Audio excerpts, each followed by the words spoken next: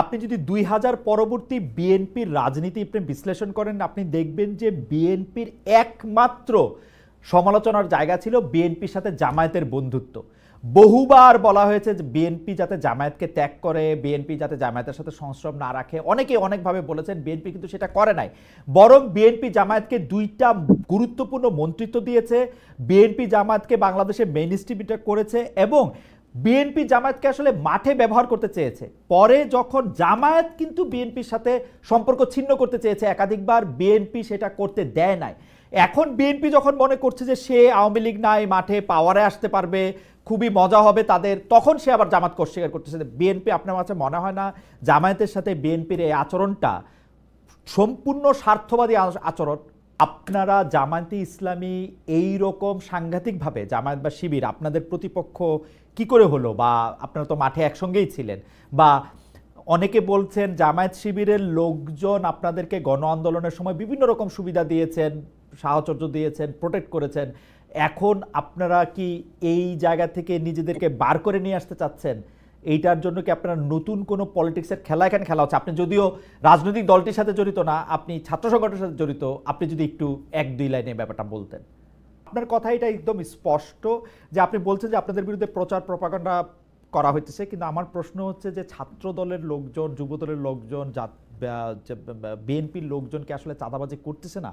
মানে এটা কি মিথ্যা কথা? আপনাদের জায়গা থেকেও তো অনেকগুলি এগুলি অভিযোগ আমরা পাইতেছি, কিন্তু আপনারা যেটা করতেছেন যে কোনো সময় যে কোনো অভিযোগের পাল্টা হিসাবে আপনারা একটা জামায়াত শিবির নামক একটা আড়াল, একটি একটি শিখণ্ডী আপনারা দাঁড় করাতে চেষ্টা করতেছেন, ঠিক আগের আওয়ামী লীগ সরকারের মতো যা কিছু করে জামাত বিএনপি করে, আপনারাও এই জামাতের নামটি এভাবে ব্যবহার করতেছেন।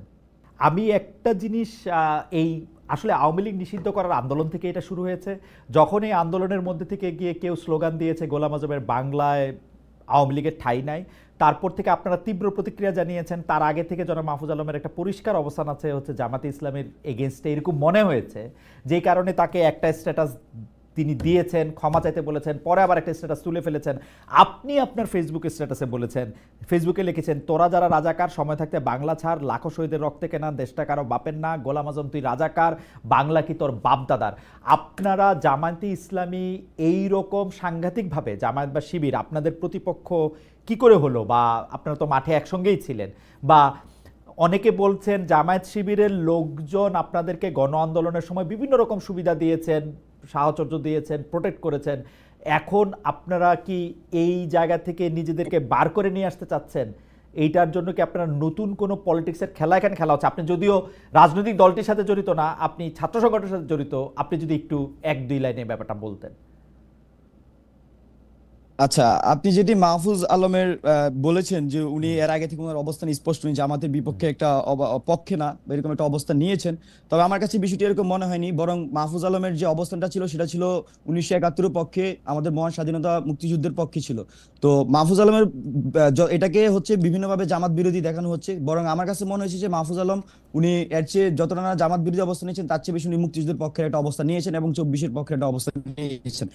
আর আরেকটা বিষয় যেটা বললেন যে আওয়ামী লীগ নিষিদ্ধের যে আন্দোলন, সেখানে স্লোগানকে কেন্দ্র করে আওয়ামী লীগ, মানে এখানে কি হয়েছিল, গণ অভ্যুত্থানের মধ্যে যখন আওয়ামী লীগ গণহত্যা চালিয়েছে, তখন গণ অভ্যুত্থানের একটা এটা অর্গানিক দাবি হিসেবে ছিল যে আওয়ামী লীগের আসলে এখানে কিভাবে রাজনীতি হবে, এবং গণ অভ্যুত্থানে যারা ছিল তারাই কিন্তু আওয়ামী লীগ নিষিদ্ধের দাবিটা বিভিন্নভাবে উঠিয়েছিল। কিন্তু আমরা দেখেছি গণ অভ্যুত্থান পরবর্তী সময়ে এখানকার যারা সরকার, যে অন্তর্বর্তীকালীন সরকার গঠন হয়েছিল এবং যারা এক্সিস্টিং রাজনৈতিক দলগুলো ছিল, তারা কিন্তু কিভাবে আওয়ামী লীগের রাজনীতি বন্ধ করবে বা যারা এখানে খুনের সাথে জড়িত তাদের কিভাবে শায়েস্তা করবে, তার কোনো সুনির্দিষ্ট রোডম্যাপ দিতে পারেনি। ফলত আমরা দেখেছি দীর্ঘ 9 মাস বিভিন্ন অব্যবস্থাপনা এখানে তৈরি হয়েছে। আমরা দেখেছি আওয়ামী লীগ মিছিল করছে, কিন্তু তাকে ধরার জন্য কোনো ধরনের কোনো আইনি ভিত্তি ছিল না। তো এখানে সর্বশেষ এখানে এনসিপির মুখ্য সংগঠক দক্ষিণাঞ্চলের হাসনাত আব্দুল্লাহ, উনি যখন আওয়ামী লীগ নিষিদ্ধের ডাক দেন এবং সর্বস্তরের ছাত্র জনতা কিন্তু সেখানে উপস্থিত হয়, এবং আমরা দেখেছি সেই শান্তিপূর্ণ আন্দোলন ভালোভাবেই চলছিল এবং আওয়ামী লীগ নিষিদ্ধের জন্য মানুষ কিন্তু তাদের দাবি দেওয়া থেকে শুরু করে এখানে যে ধরনের পোর্ট্রেট দরকার সব করছিল। কিন্তু আমরা দেখি যে এক পর্যায়ে এখানে এই আন্দোলনকে স্যাবোটাইজ করার জন্য এখানে দলীয় স্লোগান ব্যবহার করা হয়। এখানে আপনি যে স্লোগানের কথা উল্লেখ করেছেন যে গোলাম আজমের বাংলায়, আওয়ামী লীগের ঠাঁই নেই, এরকম একটা স্লোগান দেওয়া হয়। এবং সেখানে আমরা দেখি যে শিবিরের যে সাংগঠনিক একটি গান সেটাও গাওয়া হয়। তো এটা যখন একটা গণমানুষের আন্দোলন এবং এখানে সর্বস্তরের মানুষজন অংশগ্রহণ করছে, বিভিন্ন দলমতের মানুষজন অংশগ্রহণ করছে, আমরা আমার আমার ব্যক্তিগতভাবে বা আমার সংগঠন আমাদের মনে হয়েছে এই আন্দোলনটাকে ভিন্ন রূপ দেওয়ার জন্য আসলে এই ধরনের অবস্থা তৈরি করা হয়েছিল। এবং পরবর্তীতে আমরা তার গঠনমূলক ওকে, আমরা নিন্দা জানিয়েছি, আমরা আমাদের মতো করে সেটা ব্যাখ্যা দেওয়ার চেষ্টা করেছি।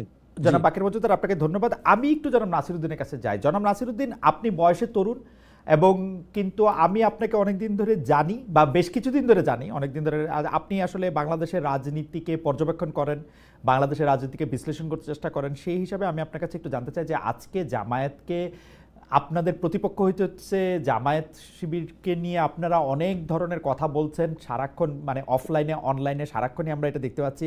কিন্তু আজকে জামায়াতের যে অবস্থান, বা জামায়াতের যে আপনাদের মুখোমুখি অবস্থান, জামায়াতের যে আহ, শক্তিশালী অবস্থান যদি হয়, সেটার জন্য কি বিএনপিরই তো কৃতিত্ব বা দাবি করা উচিত? জামায়াতকে বাংলাদেশে রাজনীতি করতে দেওয়া, জামায়াতকে আসলে যদিও ৩ জোটের রূপরেখা থাকা সত্ত্বেও জামায়াতকে সরাসরি রাজনীতিতে আবার ৯১ পরে পুনর্বাসন করা, জামায়াতকে মন্ত্রিত্ব দেওয়া, জামাতের সাথে জোটের পর জোট করা, এবং বিএনপি তো আসলে জামায়াত যত না শক্তিশালী দল, তার থেকে অনেক বেশি প্রতিনিধিত্ব দিয়ে এইটাকে সামনে নিয়ে আসছে, তাই না? আপনারা কি এরকম ফিল করেন যে জামায়াতের এখন আপনারা যত সমালোচনা করছেন সেটা স্বার্থের সমালোচনা, আদর্শের না? জনাব নাসিরউদ্দিন। আপনাকে ধন্যবাদ জনাব খালেদ মহিউদ্দিন ভাই, আপনাকে।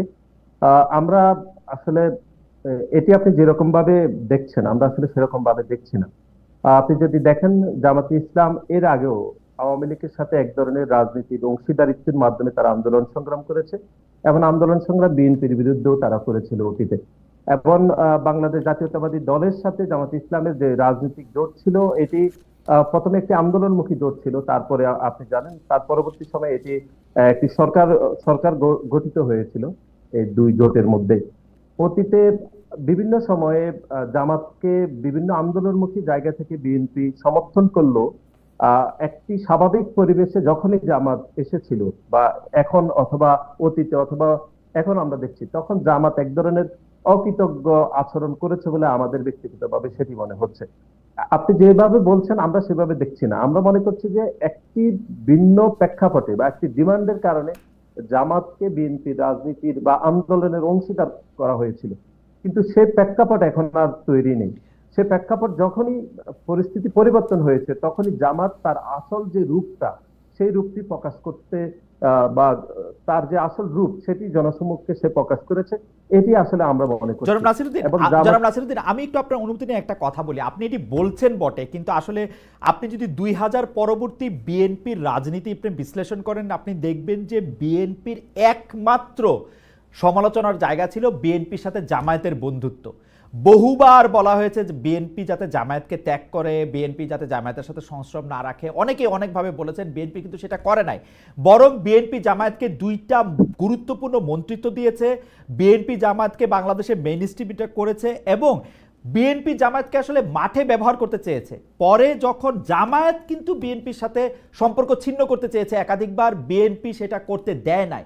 এখন বিএনপি যখন মনে করছে যে সে আওয়ামী লীগ নাই, মাঠে পাওয়ারে আসতে পারবে, খুবই মজা হবে তাদের, তখন সে আবার জামাতকে অস্বীকার করতেছে। বিএনপি, আপনার কাছে মনে হয় না জামায়াতের সাথে বিএনপির এই আচরণটা সম্পূর্ণ স্বার্থবাদী আচরণ? না, দেখুন, আমি সেরকম ভাবছি না। আপনি যেটুকু বলছেন যে বিএনপি অতীতে জামাত ইসলাম বিএনপির সাথে সম্পর্ক ছেদ করতে চেয়েছে, এরকম তথ্য আসলে আমার জানা নেই। মানবজমিন পত্রিকায় রিপোর্ট হয়েছে, মানবজমিন পত্রিকায় রিপোর্ট হয়েছে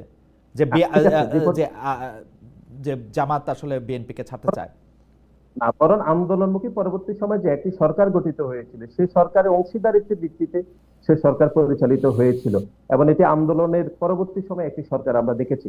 এবং গত ১৫-১৬ বছর ধরে বাংলাদেশে যে গণতান্ত্রিক আন্দোলনগুলো হয়েছে, বিশেষ করে ২০১৪ সালে যে বিনা ভোটের নির্বাচন, ২০১৮ সালে নিশিরাতের নির্বাচন, এবং ২০২৪ সালে যে আমির দামি নির্বাচন হয়েছিল, সেই নির্বাচনগুলোতে কিন্তু বাংলাদেশ জাতীয়তাবাদী দলকে এককভাবে কিন্তু আন্দোলন সংগ্রাম করতে হয়েছিল।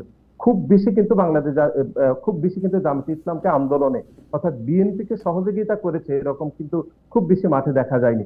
এখন আপনি যেটুকু বলেছেন যে স্বার্থের জন্য, আমরা সেরকম মনে করছি না। আমরা মনে করছি যে তখন একটি প্রেক্ষাপটের কারণে জামাতের সাথে বিএনপির যে সম্পর্ক তৈরি হয়েছিল, সেই সম্পর্কের সফলতা বা সুফল পেয়েছে জামাত ইসলাম, কিন্তু সেই সম্পর্কে সুফল কখনো বাংলাদেশ জাতীয়তাবাদী দল পায়নি বলে আমি মনে করি। বরং বাংলাদেশ জনাব জাতীয়তাবাদী নাসিরউদ্দিন, দল আপনারা কি এই প্রশ্নের মুখোমুখি হন? সাধারণভাবে এই কথা বলা হয় যে বিএনপি অনেক মানে বিএনপি চেয়ারপারসন কখনো আপোষ করেন না, কিন্তু 3 দলীয় জোটের রূপরেখায় যখন স্পষ্ট ছিল জামায়াত বা জাতীয় পার্টিকে কে রাজনীতিতে নিবে না, তখন বিএনপি জামায়াতকে নিয়ে আসলে এই রাজনীতি করে এবং বিএনপি এটা কন্টিনিউ করেছিল। কিন্তু মানে এখানে মানে এইটা আপনাদের এই প্রশ্নের সম্মুখীন কখনো হতে হয় না যে এখন বিএনপি যেই মুক্তিযুদ্ধের কথা বলে, জামায়াতকে বাদ দেওয়ার কথা বলে, এই কথা বললে তো বাংলাদেশের রাজনীতিক ইতিহাসই অন্যরকম হইতো। আওয়ামী লীগ তো কোনোদিন এই চেতনাটা এমনি বিক্রি করতে পারতো না, বিএনপি যদি এই অবস্থানটা 15 বছর আগে নিত। এটার মুখোমুখি আপনাদের হইতে হয় না কখনো এই প্রশ্নের? এটি তো এই প্রশ্নের মুখোমুখি তো হতে হচ্ছে। আমরা তো অস্বীকার করছি না যে জামাতের সাথে বিএনপির একটি রাজনৈতিক জোট ছিল, এটি তো অস্বীকার করার উপায় নেই। এবং সেই রাজনৈতিক জোট থেকে একটি সরকারও ছিল 4 দলীয় জোটের, এটি তো আমরা কোনোভাবে অস্বীকার করছি না। কিন্তু আমরা যেটি বারবার বলতে চাচ্ছি সেটি হচ্ছে এই যে 4 দলীয় জোটের সরকারের যে সমালোচনা বা সরকারের থেকে বিএনপির প্রতি যে সাধারণ মানুষের যে বিরূপ প্রভাব, সেটি কিন্তু জামাতকে এক ধরনের সুবিধা দেওয়া হয়েছিল বা জামাতের থেকে এক ধরনের সুবিধা নিয়েছে বলে আমার মনে হচ্ছে। এখন দেখুন, একটি স্বাভাবিক সময় যখন উপনীত হয়েছে, গণ অভ্যুত্থান যখন সফল হয়েছে, তখন জামাতের যে কৃতজ্ঞতাবোধের যে জায়গাটুকু, সেটি কিন্তু কোনোভাবে সে এক্সপোজ করছে না দলটি। বরং বাংলাদেশ জাতীয়তাবাদী দলের নামে, বিশেষ করে বাংলাদেশ জাতীয়তাবাদী ছাত্র দলের নামে যেরকম প্রোপাগান্ডা গুলো তৈরি করছে সামাজিক যোগাযোগ মাধ্যমে। এবং আপনি জানেন যে বাংলাদেশে গণ অভ্যুত্থান পরবর্তী সময়ে বাংলাদেশের সামাজিক যোগাযোগ মাধ্যমে যত গালিগালাজ হচ্ছে, সবগুলো গালিগালাজের একক অংশীদার হিসাবে জামাত ইসলামের ছাত্র শিবিরের নামটি কিন্তু একদম সর্বমহলে আলাপ আলোচনা হচ্ছে। সুতরাং কৃতজ্ঞতাবোধের জায়গা থেকে আমরা মনে করছি যে জামাত ইসলাম একদম ব্যর্থতার পরিচয় দিয়েছে। আর আপনি যেটুকু বলেছেন যে সমালোচনা হয়েছে অতীতে, এটি আমরা অস্বীকার করছি না তো, যে জামাতকে রাজনীতি অংশীদারিত্ব করার হিসাবে বাংলাদেশ জাতীয়তাবাদী দলের অবশ্যই সমালোচনা হয়েছে। সেই সমালোচনা হিসাবে তরুণ প্রজন্ম অতীতে আমাদের সমালোচনা করেছে, এখনো কিন্তু আমাদেরকে সেই সময়ের জন্য আমাদেরকে অনেকেই কোশ্চেন করে, সেই কোশ্চেন গুলো মানে ঠিকঠাক উত্তর কিন্তু আমরা সবভাবে দিতেও পারি না। কিন্তু আমরা মনে করছি একটি স্বাভাবিক সময়ে এসে জামাত ইসলামের এখনকার যে প্রথম কথা, আচ্ছা আমি অতীতের কথা বাদ দিই। জনাব নাসিরউদ্দিন, আপনার কথা এটা একদম স্পষ্ট যে আপনি বলছেন যে আপনাদের বিরুদ্ধে প্রচার প্রপাগান্ডা করা হইতেছে, কিন্তু আমার প্রশ্ন হচ্ছে যে ছাত্র দলের লোকজন, যুব দলের লোকজন, বিএনপির লোকজনকে আসলে চাঁদাবাজি করতেছে না? মানে এটা কি মিথ্যা কথা? আপনাদের জায়গা থেকেও তো এগুলি অভিযোগ আমরা পাইতেছি, কিন্তু আপনারা যেটা করতেছেন যে কোনো সময় যে কোনো অভিযোগের পাল্টা হিসাবে আপনারা একটা জামায়াত শিবির নামক একটা আড়াল, একটি শিখণ্ডি আপনারা দাঁড় করাতে চেষ্টা করতেছেন, ঠিক আগের আওয়ামী লীগ সরকারের মতো যা কিছু করে জামাত বিএনপি করে, আপনারাও এই জামাতের নামটি এভাবে ব্যবহার করতেছেন, ঠিক না? না, আমি খালেদ ভাই আপনার সাথে দ্বিমত পোষণ করছি।